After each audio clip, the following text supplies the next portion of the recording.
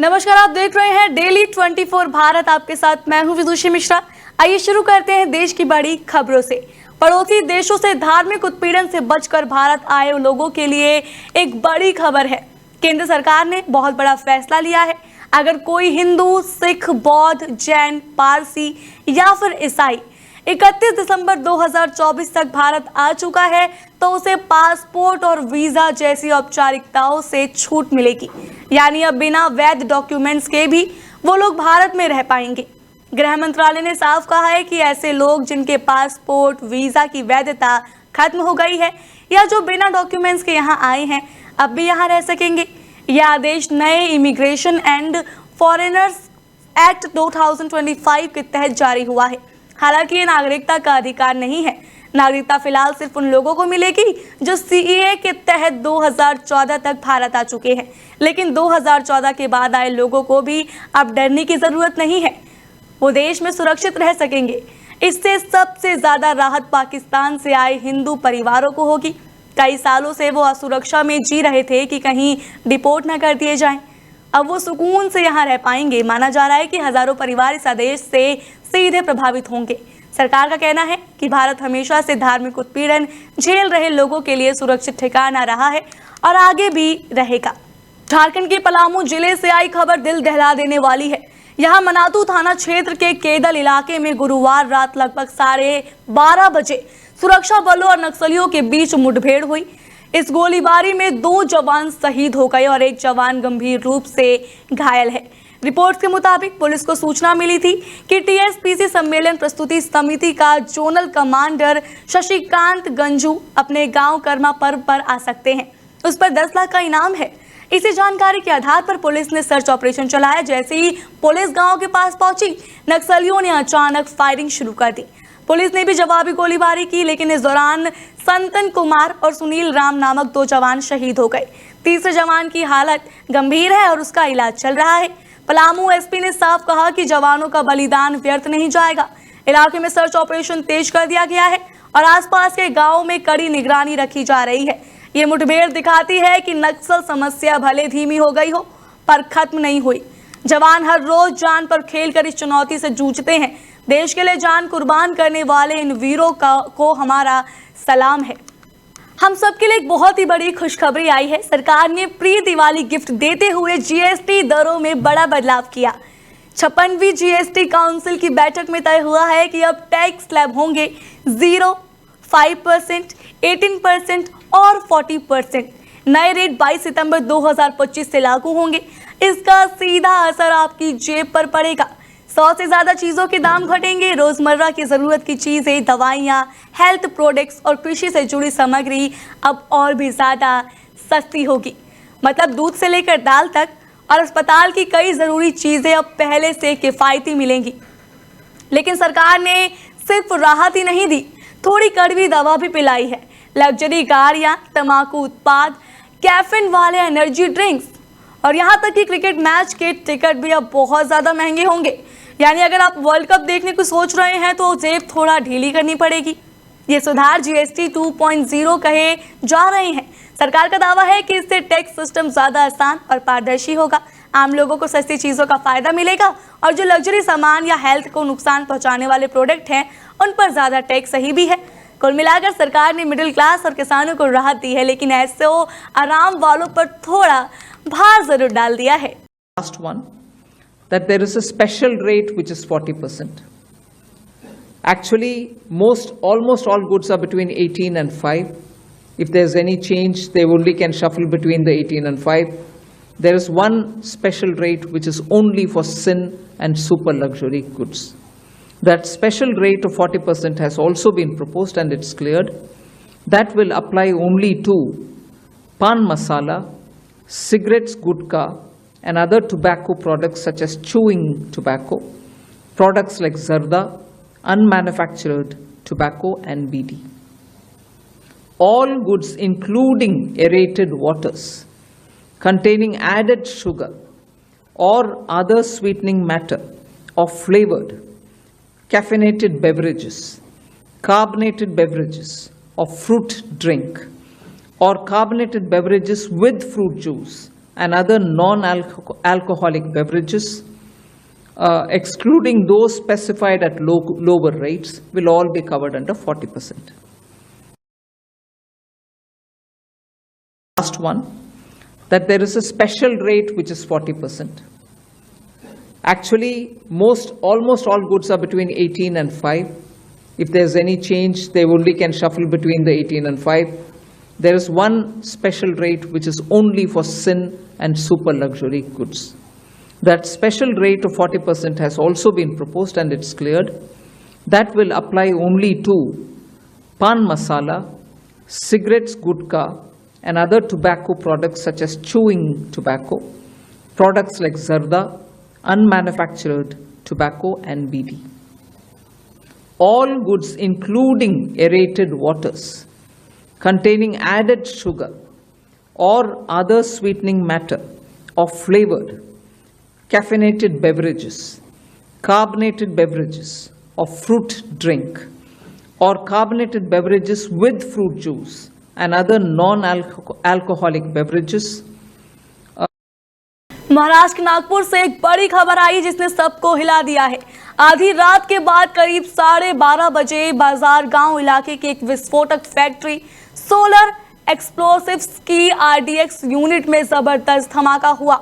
इस हादसे में 25 साल के एक युवक की मौत हो गई और 7 लोग घायल हो गए हैं। धमाके के तुरंत बाद पुलिस और बचाव दल मौके पर पहुंचे। घायलों को अस्पताल ले जाया गया। डॉक्टरों के मुताबिक 2 लोगों को सिर में गंभीर चोटें आईं और उन्हें वेंटिलेटर पर रखा गया है। बाकी लोगों को प्राथमिक इलाज के बाद छुट्टी दी गई। फिलहाल 7 मरीजों का इलाज वहां चल रहा है। राज्य के पूर्व गृह मंत्री अनिल देशमुख ने अस्पताल पहुंचकर घायलों से मुलाकात की। पुलिस का कहना है कि हादसे की वजह की जांच की जा रही है। विस्फोटक फैक्ट्रियों में काम करना वैसे ही बहुत जोखिम भरा होता है और रात को जब ये धमाका हुआ तो कामगारों की जान खतरे में पड़ गई। स्थानीय लोगों में दहशत है। फैक्ट्री के आसपास रहने वाले लोग कह रहे हैं कि सुरक्षा इंतजाम और सख्त होने चाहिए। प्रशासन फिलहाल नुकसान का आंकलन कर रही है और देखना होगा कि आगे इस तरह की दुर्घटनाओं से बचने के लिए क्या कदम उठाए जाते हैं सरकार की ओर से। पंजाब इन दिनों भारी तबाही से गुजर रहा है। 1988 के बाद की सबसे भयानक बाढ़ ने पूरे राज्य की हालत बिगाड़ दी है। सतलुज, ब्यास और रावी जैसी नदियां उफान पर है और ऊपर से हिमाचल व जम्मू कश्मीर से छोड़ा गया पानी आग में घी का काम कर रहा है। अब तक 37 लोगों की मौत हो चुकी है और 3.5 लाख से ज्यादा लोग सीधे प्रभावित हैं। पूरे 23 जिले पानी से लबालब हैं। 1600 से ज्यादा गांव डूब चुके हैं और खेत झील जैसे हो गए हैं। करीब 1 लाख से ज्यादा हेक्टेयर फसल बर्बाद है। पशुधन का नुकसान अलग। गुरदासपुर, पठानकोट, अमृतसर, होशियारपुर जैसे जिले सबसे ज्यादा प्रभावित हुए हैं। लोग नावों के सहारे इधर उधर जा रहे हैं। कई छतों का डेरा जमाए बैठे हैं। सरकार ने राहत शिविर खोले हैं पर हालात इतने खराब हैं कि हर हाथ मदद को पुकार रहा है। मुख्यमंत्री भगवत मान खुद मौके पर पहुंचे और कहा कि देश को पंजाब के साथ खड़ा होना चाहिए। आम आदमी पार्टी के नेता भी लगातार दौरे कर रहे हैं। दिलजीत दोसांझ से लेकर सोनू सूद तक हर कलाकार और सामाजिक संगठन वहां मदद के लिए जुट गए हैं। भाखड़ा डैम की खचाखच भरा है और खतरे के स्तर पर है। आने वाले दिनों में हालात सुधरे या बिगड़े सब नदियों और बारिश पर निर्भर करेगा। फिलहाल पंजाब की ये तस्वीर बहुत ज्यादा दर्दनाक है। बहुत सारी तस्वीरें भी सामने आई है। हमने देखा लोग बहुत ज्यादा परेशान हैं। लोग अपने घरों को छोड़ने के लिए मजबूर हो गए हैं। बहुत लोग वहां सेवा भी दे रहे हैं पर ऐसे हालात देखकर दिल पिसल जाता है। आखिर लोग इतना ज्यादा परेशान हो रहे हैं। ये वैसे हम इस पे कुछ दोष तो नहीं दे सकते क्योंकि सब कुदरत का कहर है, लेकिन प्रशासन की ओर से क्या कदम उठाए जाएंगे इस पर यह भी देखने वाली बात होगी क्योंकि लगातार बारिश ने हालात को बेकाबू कर दिया है। हर नदियों में उफान पर है, हर नदियां उफान पर है और हर जगह बाढ़ की स्थिति हम देख रहे हैं। लोग काफी ज्यादा परेशान हैं। लोग वहां पे सेवा भी दे रहे हैं। कई वीडियो भी वायरल हो रही है जहां पे लोग सेवा देते नजर आ रहे हैं।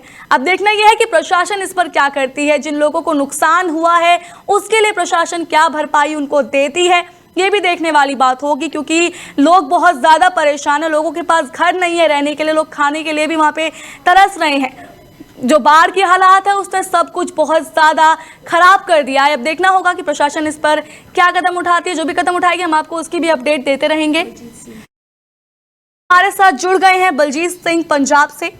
बलजीत, जैसा कि हम देख रहे हैं कि पंजाब की हालत अभी बहुत ज्यादा खराब हो रखी है, कौन कौन से जिले इससे प्रभावित हुए हम आपसे जानना चाहेंगे।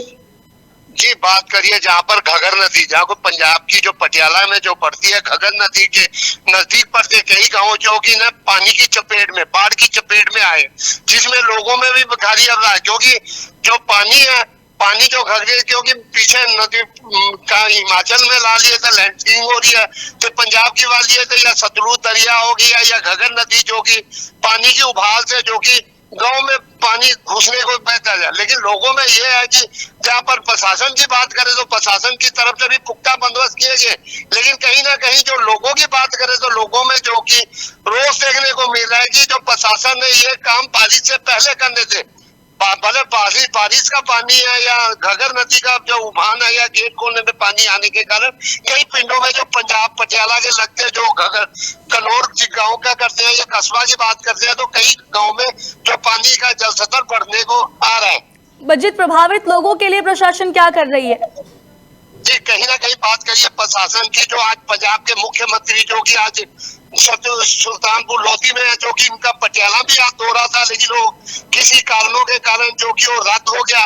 लेकिन प्रशासन की बात ये, या तो पटियाला के डिप्टी कमिश्नर या पुलिस की बोल दिए, वही बात करिए खास करके जो कि पंजाब में जो हड़्ह पीड़ितों को देखने के लिए या रेस्क्यू करने के लिए उनको आर्मी भी लगा दी गई है पटियाला में। अगर हम बात करें कि अभी के हालात देखें तो क्या लगता है कि हालात और बेकाबू हो रहे हैं या फिर थोड़ा रुकने का नाम ले रहे हैं? ये बात करिए पंजाब की जो मालवा जोन है, जो कि मालवा जोन तो पहले ही हड़्ह पीड़ित हड़्ह बाढ़ के कारण डूबा हुआ है, लेकिन अभी बात करिए तो जो कि पटियाला की बात करिए तो पटियाला भी कगार पे आ गया कि कहीं ना कहीं जो घगर का पानी जो दिन प्रतिदिन जो कि बढ़ते जा रहे हैं, लेकिन कई गाँव में कल पानी का भी जल प्रवाह भी आया हुआ है। अच्छा, इसकी वजह क्या है? भारी बारिश या फिर जो ऊपर से छोड़ा जा रहा है पानी, उसकी वजह से इतनी ज्यादा ये जो भयावह आपदा जो आ रही है अभी, किस वजह से आ रही है? जी, बात करिए कहीं पर ना, जैसे बने हुए चंडीगढ़ की गाली है, सुलेखा लेक की जो कि डैम के गेट खोले गए, वही आगे के बात करिए। सबसे बड़ी राहत की पटियाला की बात करें तो पटियाला में जो भागड़ा नहर है वो अपनी लेवल से कम है, लेकिन बात करिए जो ये घगर नदी का जो पानी है वो दिन का प्रतिदिन जो कि पीछे या बारिश लगा लो या पीछे गेट खोलने के कारण या गेट को पानी को डाइवर्सन करने के कारण जो कि आज गाँव में पानी घुसा हुआ है। बलजीत, आपका बहुत बहुत शुक्रिया तमाम जानकारी के लिए। दक्षिण कश्मीर इन दिनों भारी बारिश के कारण बाढ़ के खतरे से जूझ रहा है। बिजबेहरा इलाके में हालात बिगड़ते देख प्रशासन ने लोगों को समय रहते सतर्क करने का कदम उठाया। बुधवार को यहां मस्जिदों के लाउडस्पीकर से लगातार ऐलान किए गए कि झेलम नदी का पानी बढ़ रहा है और किनारे रहने वाले लोग तुरंत सुरक्षित स्थानों पर चले जाएं। सोशल मीडिया पर एक वीडियो भी वायरल हुआ है जिसमें मस्जिद के स्पीकर से एक व्यक्ति बिजबेहरा तहसील कार्यालय का निर्देश पढ़ते हुए सुनाई देता है। उसमें साफ कहा गया है कि लोग अपने परिवार और सामान को लेकर निर्धारित सुरक्षित क्षेत्रों में चले जाएं और प्रशासन की ओर से बताए गए दिशा निर्देशों का पालन करें। स्थानीय लोग भी मान रहे हैं कि ये कदम बहुत जरूरी था, क्योंकि अचानक बढ़ते पानी का खतरा जानलेवा हो सकता है। प्रशासन ने एहतियातन राहत शिविर भी तैयार किए हैं ताकि लोगों को तुरंत शरण दी जा सके। फिलहाल बिजबेहरा और आसपास के इलाके में अलर्ट जारी है।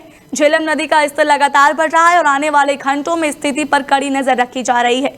लोगों से अपील की गई है कि अफवाहों से बचें और सिर्फ अधिकारी घोषणाओं पर भरोसा करें। पहली बार नहीं है कि नदी का स्तर इतना ज्यादा बढ़ गया है। हम देख रहे हैं कि बार बार किसी न किसी नदी का जो स्तर है वो बढ़ता जा रहा है। लोगों को काफी तकलीफ हो रही है। ऐसे में प्रशासन उनके लिए ये कदम उठा रही है वो बहुत ही ज्यादा सही है, क्योंकि लोग बहुत ज्यादा ही दहशत में आ गए इन घटनाओं को देखते हुए, क्योंकि आपदा कब रुकेगी ये तो मौसम पर ही निर्धारित करता है। लेकिन अभी हमारे साथ इस खबर पर निशार जुड़ गए हैं जम्मू एंड कश्मीर से। निशार, जैसे कि हम देख रहे हैं लगातार नदी का स्तर बढ़ता जा रहा है, क्या लगता है कि ये कब रुकेगा और प्रशासन जो हेल्प कर रही है, कितने लोगों को मदद मिल रही है इसमें?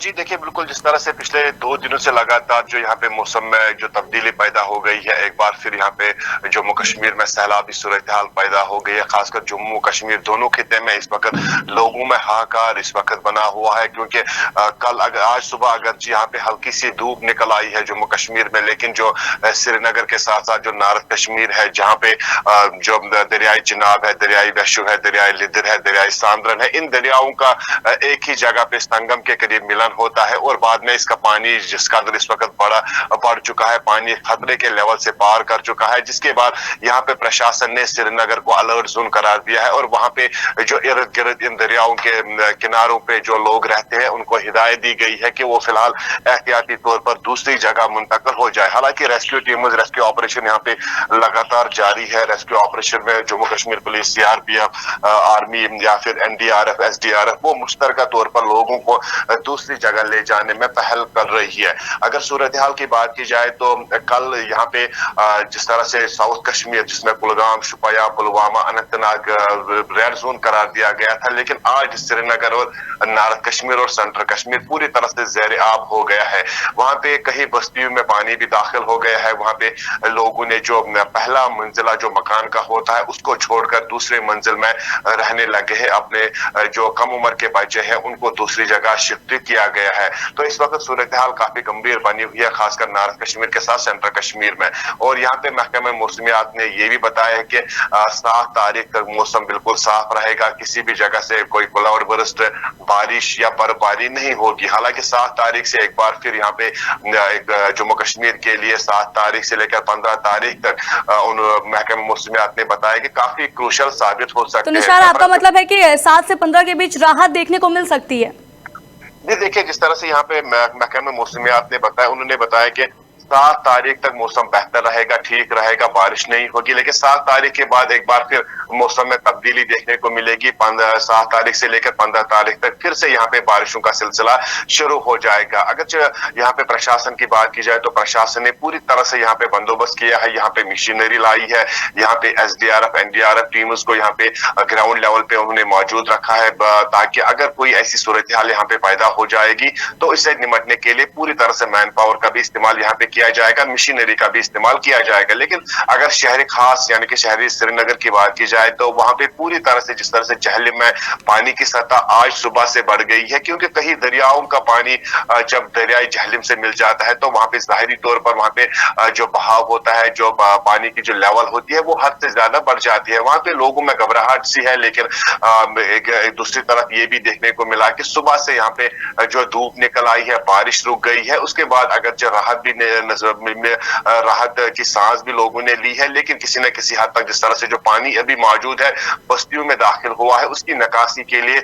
अभी तक पूरी तरह से इंतजामिया कोशिश तो कर रही है। लेकिन ये जो कुदरती आफात है इसके आगे तो तकरीबन जो मशीनरी होती है वो भी बेबस होती है, जो प्रशासन होता है, जो राज्य सरकार होती है वो भी पूरी तरह से बेबस नजर आ रही है। लेकिन पूरी तरह से यहाँ पे मेहनत कर रही है, कोशिश कर रही है कि लोगों को बर वक्त रेस्क्यू किया जाए। आपका बहुत बहुत शुक्रिया तमाम जानकारी के लिए। निशान ने कि कैसे जम्मू कश्मीर का जो अभी हालात हम देख रहे हैं उसमें सही मतलब 7 तारीख के बाद हम देख सकते हैं वहाँ पे हालात ठीक होने की मतलब उन्होंने बताया कि ठीक हो सकते हैं 7 के बाद हालात भी। पर अभी की जो हालात हम देखें अभी बहुत ज़्यादा जल स्तर बहुत ज़्यादा बढ़ रहा है, बाढ़ लगातार वहाँ पे आ रही है। आने वाले घंटों में स्थिति पर कड़ी नज़र रखी जा रही है। लोगों से अपील है कि वो अफवाहों से बचे और सिर्फ आधिकारिक घोषणाओं पर भरोसा करें, और जहां वो रह रहे हैं अगर वहां पर उनको घटना भयावह होती नजर आए तो वहां से वो हट जाएं और किसी सुरक्षित जगह पे जाके बैठें, थोड़ा वेट करें कि सरकार उनको शिविर देगी, राहत शिविर देगी। भारतीय मौसम विभाग ने उत्तर भारत से लगातार हो रही मानसूनी बारिश के बीच नोएडा, गुरुग्राम और गाजियाबाद समेत दिल्ली एनसीआर में भारी बारिश का अलर्ट जारी किया है। दिल्ली के लिए मौसम विभाग में भारी बारिश की चेतावनी दी है। वहीं गुरुग्राम में भारी बारिश के कारण भीषण जलभराव और भारी ट्रैफिक जाम देखने को मिल रहा है। गुरुग्राम में सोमवार की शाम को 7 किलोमीटर लंबा ट्रैफिक जाम लग गया था। लोगों को आवाजाही में बहुत ज़्यादा प्रॉब्लम हुई। लोगों को एक जगह से दूसरी जगह जाने में लगभग घंटों लग गए। इस बीच नोएडा और गाजियाबाद में भी आज भारी बारिश हो रही है। सबसे ज़्यादा परेशानी दिल्ली के ITO चौराहे पर देखने को मिल रही है। आपको बता दें बुधवार को राजघाट की ओर जाने वाला रास्ता प्रशासन ने एहतियातन बंद किया था ताकि लोग वहां से आवाजाही बंद करें, क्योंकि वहां पे बहुत ज़्यादा जलभराव था। वहां सड़क पर पानी भरने की वजह से यातायात पूरी तरह प्रभावित हुआ। रिंग रोड के पास स्थित सरकारी दफ्तरों के बाहर भी पानी भरने से अफरा तफरी मच गई। वहां पे अफरा तफरी का माहौल था, लोग काफी ज्यादा दहशत में भी आ गए थे। सीवेज का पानी निकासी न होने से सीधा सड़कों पर फैल रहा है। ऐसे में आने जाने वाले लोगों को भारी दिक्कतों का सामना करना पड़ सकता है। इस खबर पे हमारे साथ जुड़ गए हैं हिमांशु दुबे। हिमांशु, हम जैसा कि देख रहे हैं अभी दिल्ली बहुत ज्यादा ही यमुना का जो स्तर है बहुत ज्यादा ऊपर आ गया है और बाढ़ की स्थिति पैदा हो सकती है। क्या लगता है आपको, क्या हमें राहत मिलेगी इस चीज से या फिर बाढ़ अभी आने की आ सकती है? देखिए, बिल्कुल आपको बता दें, जिस तरीके से राजधानी दिल्ली में लगातार जो बारिश हो रही है और इसके साथ ही जो तमाम जो बैराज है जहां से पानी छोड़ा जा रहा है, चाहे हथनीकुंड बैराज की बात करें या वजीराबाद की बात करें, तो जो पानी जो छोड़ा जा रहा है जिसकी वजह से यमुना का जलस्तर बढ़ गया है और अभी 207.47 मीटर तक जो है यमुना का जलस्तर का पानी पहुंच चुका है। और ये कहा जा रहा है कि यमुना का जलस्तर 208 मीटर तक भी पहुंच सकता है और ऐसे में जल्द पानी उतरने के आसार दिखाई नहीं दे रहे हैं। और तमाम वो जो इलाके हैं जो यमुना से सटे हुए इलाके हैं वो पूरी तरीके से वहां पानी भर चुका है उन गलियों में, उन घरों में, जिससे कि आम लोगों को काफी समस्याओं का सामना करना पड़ रहा है। लोगों के घरों में पानी घुस गया है और यही कारण है कि केंद्रीय जल आयोग ने सूचना जारी की है कि दिल्ली में पानी अभी और बढ़ सकता है, यानी कि खतरा अभी टला नहीं है बल्कि खतरा अभी भी बना हुआ है। आने वाले 48 घंटे दिल्ली के लिए बेहद महत्वपूर्ण है। और ये भी आपको बता दें कि अगर दिल्ली में यमुना का जलस्तर 208 मीटर तक पहुंच जाता है तो ऐसा 2023 की बाढ़ की ही तरह ये देखने को मिलेगा। इससे पहले जो 2023 में बाढ़ आई थी तो इस तरह का जलस्तर देखने को मिला था।